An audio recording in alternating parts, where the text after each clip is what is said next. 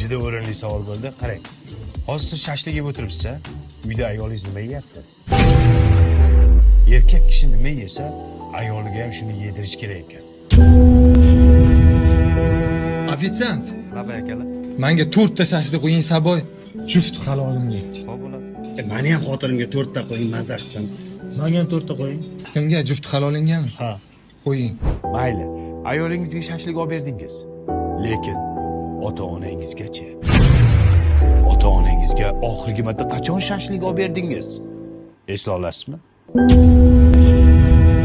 Ofitsiant, Nima aka? 10 ta shashlik qo'ying, padari buzrukvorimga. Meni ham jannatim onamga 8 ta qo'ying. 4 ta shashlik qo'ying. Ota-onam dietada. Ana hay ota-onangizga shashlik olib berdingiz. Lekin jigarlaringizgachi? Aka, singil opalaringizga olib berdingizmi shashlik? Ofitsiant, shampurdagi bor shashlikni qo'ying 70 ta avlodimga. 100 ta jigar qo'ying, jigarlarimga olib ketaman. 75 ta qo'ying,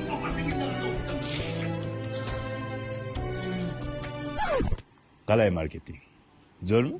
Hamma shashlik sotildi. Endi pastga tushamiz, pastda klientlarga oshga urg'uni beramiz, xo'pmi? Telefonim qoldi-ku. Jigarlaringizga somsa olib berdingizmi? Ofitsiant, olot somsadan 100 ta. Somsani ham sotamiz.